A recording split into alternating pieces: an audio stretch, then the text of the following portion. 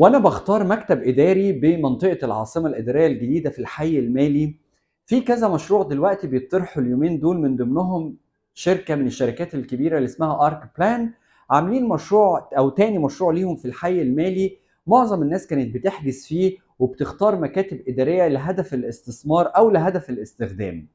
زي ما حضراتكم عارفين دايما بيبقى فيه كلام كتير جدا عن هل المشروع ده مميز ولا مش مميز. ولو خدت مكتب اداري، المكتب الاداري ازاي اختاره في الفلور بلان؟ هل الدور اللي فوق اعلى ولا اللي تحت اعلى؟ هو المبنى 7 ادوار، فهل وانا اختار الدور الاول ولا الثاني ولا الثالث؟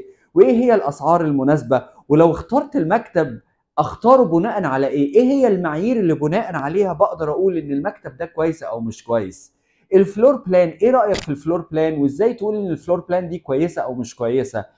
انا الحقيقه في الفيديو ده عايز اشرح لحضراتكم الماستر بلان او الفلور بلان الخاصه بمشروع ارك بلان الجديد اللي موجود في الحي المالي، وازاي تختار مكتب بناء على ايه هي المعايير اللي بناء عليها بتختار مكتب.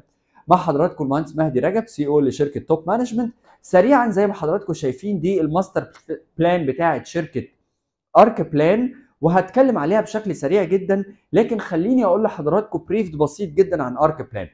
ارك بلان من الشركات الكبيره جدا، واسمها موجود حتى في شركه العاصمه الاداريه الجديده، لان هي احد الشركات اللي بتدي كونفيرم على الفلور بلان او المخطط الانشائي والمعماري للمشاريع اللي موجوده في العاصمه الاداريه الجديده، فهي شركه استشارات بشكل عام.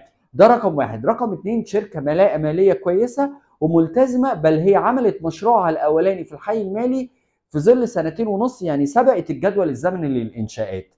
فالحقيقه هي كمطور كويس، كسمعه كويسه، ملاءه ماليه كويسه، وقطعه الارض الجديده قدام البورصه، جنب البورصه قدام البنك المركزي، ففي موقع مميز جدا. فانا بنصح حضراتكم ان انتم من المشاريع اللي تستثمروا فيها طبعا مشروع ارك بلان الجديد. متوسط سعر المتر من 100 ل 120 الف جنيه للي حجزوا، اكيد اللي ملحقوش يحجزوا هيبقى اكيد المتوسط 120 الف جنيه للمتر. يعني تقدر تقول متوسط من 7 مليون 8 مليون جنيه المكاتب الاداريه بمساحات بتبتدي من اول 40 50 متر، قسط 15% مقدم على 6 سنين. ده كان بريف سريع جدا عن ارك بلان. الحقيقه عشان اكون منصف مع حضراتكم، الفلور بلان اللي ورايا دي فيها شويه مشاكل وعيوب عايز اذكرها لحضراتكم عشان تبقوا عارفين. لكن خليني اقول لحضراتكم في البدايه، المشروع 9000 متر، بيبني 30% نسبه انشاءات على 7 ادوار قدام البنك المركزي، يعتبر في اكبر ميدان جوه الحي المالي، فاللوكيشن مميز جدا. لكن خلينا نتكلم على الفلور بلان بشكل عام. زي ما حضراتكم شايفين كده الفلور بلان، اولا زحمه مكاتب كتيره جدا. ثانيا المكاتب زي ما حضراتكم شايفين كده الكومن شيرز اللي متوزعه، هنا في طبعا 2 ميتنج روم، وهنا السلالم الطوارئ اللي هتبقى موجوده في الفلور بلان. دي مناطق الكومن شير اللي هي بيتقال عليها بتشمل اماكن الخدميه، الفاسيلتيز والامانيتيز جوه الفلور بلان. تعالوا نوزع الخدمات بشكل عام. هنا موجود عندي الكومن شيرز اللي هي هتبقى التو ميتنج روم، في كل دور هيبقى فيه 2 ميتنج روم. كمان احنا عندنا سلالم الطوارئ، هنا في عندنا 4 سلالم طوارئ و5 اسانسيرات يا حضرات متوزعين بالشكل الاتي. هنا في 3 اسانسيرات، وهنا في 2 اسانسير، وثلاث اسانسيرات خدميه. يبقى في 3 اسانسيرات خدميه و5 اسانسيرات. على الفلور بلان دي كان المفروض يبقى فيه مش اقل من 6 الى 8 اسانسيرات. ده اول عيب موجود. تاني عيب موجود الكوريدورز. في اماكن المفروض تبقى سنجل لودنج كوريدورز، هو عاملها على دبل لودنج وتريبل لودنج كوريدورز. زي فين يا حضرات؟ المفروض المنطقه دي يتعمل فيها سنجل لودنج كوريدورز، يعني الممر الواحد يبقى فيه مكتب واحد فقط. هو عامل مكتبين قصاد بعض، فمقلل عرض المكاتب ومزود الطول. هنا العرض بتاع المكاتب زي ما حضرتك اللي هو الدبس المفروض يبقى اعرض من كده. هو بيعتمد على امكانيه الميرج. طب ما انت عندك 2 سلالم طوارئ هنا قافلين، فهم الخمسه دول هينضموا على بعض. فده كان المفروض يبقى سنجل لودنج كوريدورز، لان عرض الكوريدورز صغير. بالاضافه الى ان كمان هو عامل الاماكن كتيره جدا. هنا مثلا عاملها دبل لودنج كوريدورز، هنا في خدمات، ده بقى عيب رهيب جدا. تخيل هنا في تويلتس وكومن شير اللي هي خاصه بالميتنج روم، وكمان مكاتب، فتريبل لودنج كوريدورز، ففي الكاباسيتي عاليه جدا. يعني انت لو انت مكتبك موجود في المكان ده، عشان تروح هناك هو عندك اسانسير هنا او اسانسير في المنطقه دي، سوري المنطقه دي او المنطقه دي، يعني انت لو المكتب بتاعك هنا هتمشي كل ده عشان توصل هناك. فتوزيع الخدمات على عدد المكاتب من وجهه نظري في عيوب. طيب ندخل في النقطه الثانيه.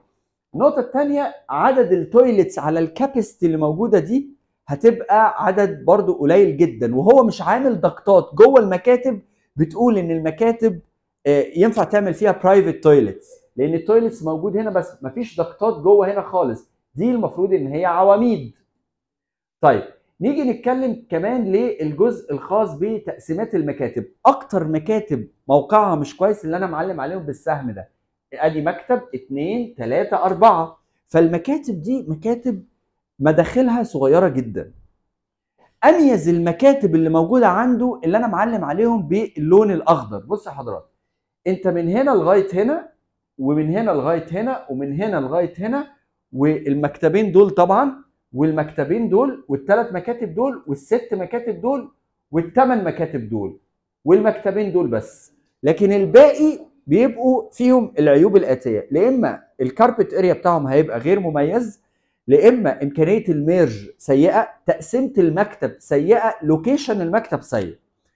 في نقطه ثانيه، وانت بتختار المكتب مهم جدا جدا يبقى في معايير تمشي عليها، وانا ممكن ابعت لكم المعايير دي على الواتساب لو عايزين حضراتكم تعرفوها. ادي رقم واحد. رقم واحد، عندنا تقسيمه المكتب من الداخل، كل ما تكون مربعه كل ما تكون افضل، امكانيه الميرج هتكون افضل. ممكن حد يرد عليا يقول لي يا باشمهندس مهدي، طب ما هو ممكن الدور ده في النهايه كله يبقى شركتين ثلاثه كبار ياخدوه. صحيح، لو شركه الاداره شركه قويه هتريح الموضوع ده كله وتضم المكاتب على بعضها، لكن اعمل حسابك انك ممكن تتزنق وتعمل ريسيل. اعمل حسابك ان مكتبك ممكن يجي من ضمن المكاتب اللي مش مرغوب في الايجار فيها، زي مثلا اللي هياخد المكتب اللي هو مثلا ده، مثلا ممكن تيجي شركه تاجر الاربعه دول وتسيب ده، فانت حط نفسك في النص افضل عشان يبقى يمينك وشمالك في ميرج.